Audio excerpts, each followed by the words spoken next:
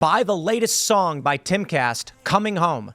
Go to getcominghome.com, buy the song on iTunes, and with your support, we will smash those Billboard charts. I did most of my time in Terminal Island and Lompoc. Okay. Wow. Both out west in California. Wow. Terminal Island was the best prison to be in. It was a medium security, but it was right on the water, you know, in sunny California. It was great. No, you guys see what happened. We were right on the water, right? So a lot of times we're out there, and girls used to come by in a boat, and they used to go by, pull their tops down, and you see a wave of people running to the fence, right? Even the cops would laugh at it, you know, and they'd be on that fence, and these girls would come. Almost every weekend it would happen. It was a great place to do time. Yeah, it was pretty good. What's it like being in prison when you come from a family? Like, are there people inside that help? I never had a problem in prison. You know, my father, again, very smart guy. He says to me, son, when you go to prison, he said, remember these 3 words. They're going to help you get by with no trouble. Please, thank you, excuse me. He said, because Mike, everybody in prison who never got respect on the street, they want all the respect in there. So they want to prove something, right? You know, you bunk into somebody, excuse me, you know, somebody you want to break in line with your friends in front on the chow line. Please, do you mind if I get? No, it's okay. You know, somebody hands you something, thank you. Never had a problem, you know, but I saw a lot of stuff go on in there. That's Chicago growing up. Yeah. Respect. Respect. And, you know, because I know people who grew up in nicer parts of the city or grew up in different places, and they got a bone to pick because you don't dare disrespect me. How dare you? And I'm like, you bring that attitude to Chicago and you'll find a bullet. If there's somebody, you don't even know if they're in a gang or not. If you're at a bar and someone's getting aggressive with you, I'm so sorry about that, man. Can I buy you a drink? Exactly. You're good. Yeah. The fight you avoid is the fight you win. But there's just too many stories where 2 guys, you know, one guy's aggressive. He gets at it. He says, you don't know who you're effing with. He shows a gun. Someone else pulls a gun. And then there's a couple of dead guys. And it's just for what? Yeah. For what? I knew people, the one who always really bothered me was the road rage from people who don't understand the city.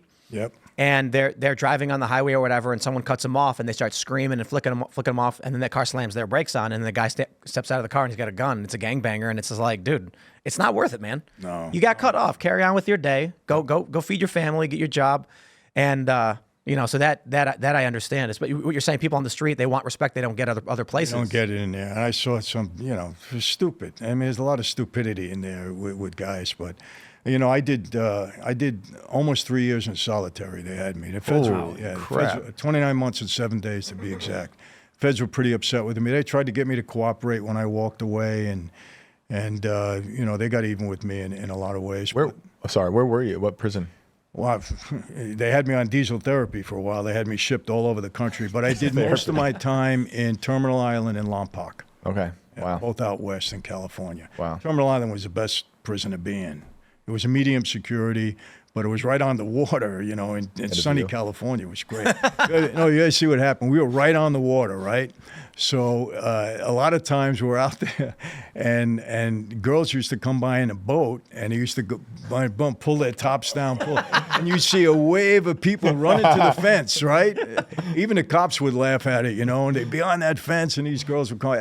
Almost every weekend it would happen. It was a great place to do time. Yeah, it was pretty good. That's what you should be asking for if you can, huh? You hear stories about Lucky Luciano. You know, he had a pretty sweet deal. And was he Dannemora? It seems like he had they had let him have his own kitchen and stuff. You know, in a state place, you couldn't do that in the feds. In the state, they were looser back then. Right. It wasn't like Goodfellas. You didn't have that kind of a luxury there. But you had it better in certain state places. Look, we knew how to conduct ourselves in there. You know, I mean, look, we ate a little better. We take care of the guards. We had Italian guys in the kitchen, and they'd take care of us. You know, but basically, prison is prison. Yeah, you don't want to go there. No, you don't want to go there. Especially now in the cities, like New York City's prisons. It just seems so corrupt. Like whatever they have Diddy in is, you know, that prison does not have a good history. Let me tell you something. I was in, this is a funny story. When they locked me up, they had me in, I was in MDC in New York, and then they'd taken me across country to my designated spot, which was Terminal Island. So on the way, they brought me to Lewisburg, right? Penitentiary, level 6. And at the time, all the blacks in D.C. had rioted, and they burnt their prison down. So they were dispersing the blacks all over the system. So they didn't have a place to put them, so they opened up the basement in Pennsylvania, and it was condemned. They weren't allowed to open it, but they opened it up for this, right? So now the feds are mad at me. They bring me there to Lewisburg, and they bring me to the basement. And it's 250 black guys and me, right? Now I'm a young guy. I'm 30-something years old at that time. And as I'm walking down, they got me shackled, and I'm walking through the tier down there. And these black guys are going, "Oh, Whitey, we're going to get you." And I'm saying, man, I'm going to have a tough time here. Hope these guys figure out who I am. That's what I'm saying to myself. Right. No sooner than I say that, it was like God was shining down on me. They had televisions on the tier, right? So as I'm walking down, all of a sudden, newsflash, Michael Franzese, captain in the Colombo family, stole $2 billion. You know, and they're looking at the TV and they're looking at me, and all of a sudden they start cheering. Oh, that's amazing. I said, "God, thank you." Right?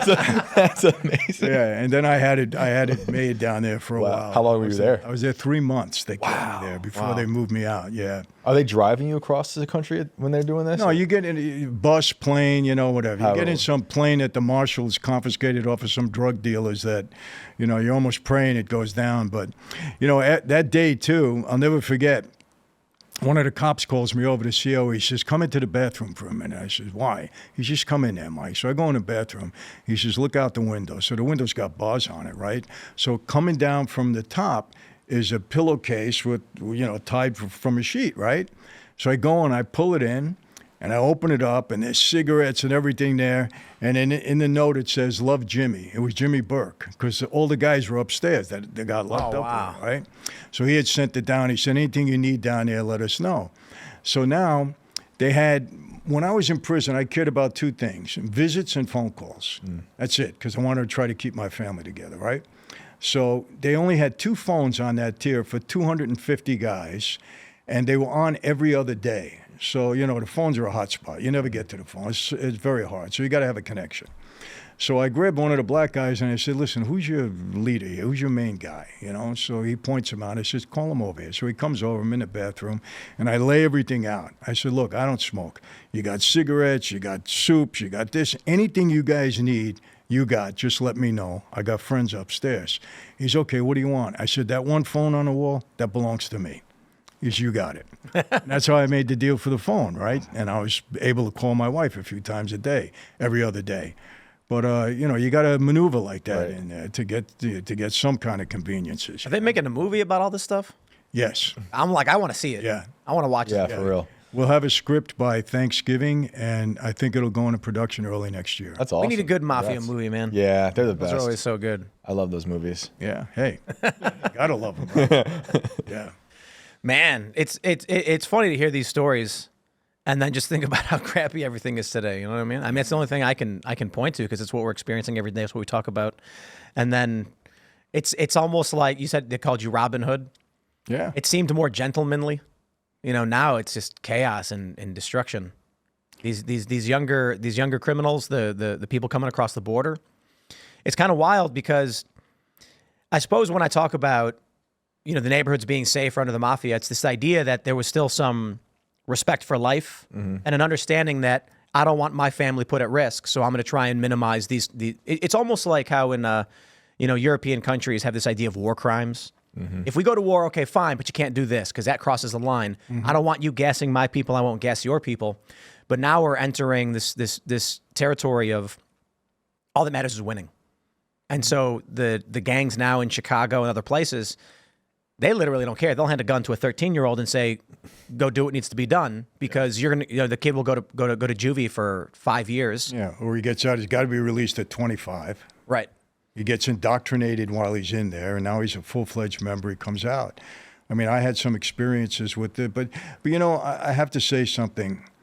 You know, my YouTube platform is pretty big, and I built it on telling mob stories and crime stories, and I'm starting to get away from that. There's only so many stories you can tell. I'm not going to make things up. And so I've been getting into a little bit more of the politics, and I got a big platform on Rumble now where you can speak freely. But, you know, one of the things that's really bugging me, and I try to make people understand, you know, to me, the sin of omission is as serious as the sin of commission, maybe even more serious. When you know something's wrong and you have a platform, okay, to where you can try to make it right or at least educate people and you don't do it, that's wrong.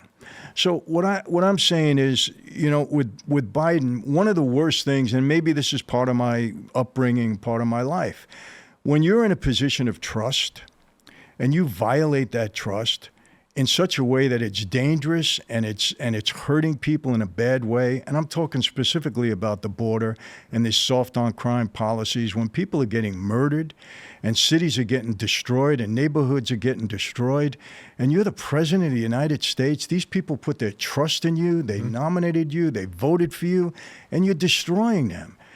There's nothing worse to me than that. I mean, I think this is, and again, people say, oh, Michael, you're a Trump lover. I don't love Trump.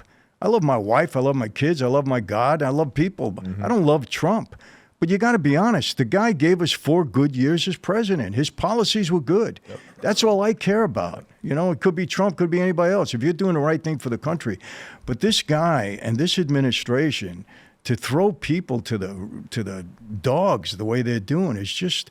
We wouldn't do that on the street. I don't think Biden would not do. I'm telling you, we wouldn't do that on the street because they have no loyalty to America, no, to their neighborhoods, and to their citizens. Trump does. People are getting killed.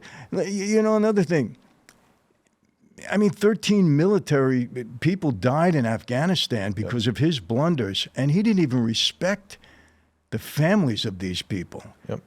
This is a bad guy. Oh yeah, lies about his own son's death. He's a bad guy. Lies about everything. I got a question. I mean, you mentioned loving God. Were the families religious? Listen, on Ash Wednesday, growing up Catholic, you see more guys with ashes on their head than you can believe. Everybody was Catholic. Look, are they good Catholics? If you're out there committing crimes, I don't know. But look, here's another thing I say, and people, oh, Michael, everything that's illegal is not always immoral. You know what I mean? Mm-hmm. You could have a law. Things are legal. Yeah, you could have a law that you're not supposed to violate. Doesn't mean that it's immoral, because you can have an unjust government putting unjust laws on you. If you break that law, it doesn't mean you're committing a sin. It doesn't mean it's immoral. Now I'm not saying we didn't, break the law and do immoral things, because we did. There's no question. I'm not trying to clean that up. But look, I know a lot of good guys in that life, and it's the age-old question, why do good people do bad things? Well, sometimes they think they're doing the right thing when they're not. So everybody wasn't a bad guy and a demon. I brought up Roy DeMeo. That's a different story. That guy was insane. But there's a lot of guys that I thought were good guys, good people. I guess that's what I was curious about. There's like two things I was thinking. I wonder if a loss of religion, as this country starts becoming more secular, and of the people who do claim to be Christian, they're not really practicing. And I wonder if that was a component of why there was at least some degree of honor relative to what we see now. The gangs that come in, they'll kill anybody, they don't care. The government, politicians, they'll insider trade, they'll strip the value, they'll pull the copper from the walls of the country while the city's burned down. I wonder if it's just there's no fear of God. Tim, you nailed it 100%, because they're trying to get God out of our institutions, out of our kids' psyche and their head, out of our schools. I mean, it's, look, and I have 7 kids, I have 7 grandchildren, right? I have to say this. I saw something just today on the plane coming in that just got me sick. Senator John Kennedy. I love that guy. He's from Louisiana. Good old boy, right? Straight shooter, just a great guy. But he was talking to a woman, I think she was from Planned Parenthood, and he was describing in detail, with charts, everything, what an aborted baby, what happened to that baby at the age of 23 weeks old. And as he's describing it, I couldn't even watch it. Yeah. As they're tearing this baby apart, and they're saying to the woman, the baby's feeling pain, right? As they're pulling his legs apart and how could you watch this? Mm-hmm. And these people get up there and say, abortion is okay because it's a woman's body to do what she pleases with it. Well, it's not the woman's body anymore. And I say, I have 7 kids, 7 grandchildren. My daughters and my daughter-in-laws, their body was never in trouble. Now, I would say this, if there was a case where, God forbid it's the mother or the baby, okay, you're going to pick the mother 99% of the time. We get that. We understand that. There's a situation, rape, okay, we get it. There are certain instances where we get it. But to try to say, it's a woman's health issue, it's not a woman's health issue. And if Christians would vote their morality, there would never be a progressive president. Never. Right. But Christians don't vote. Yep. They don't get out there and vote. They don't. talk. They don't.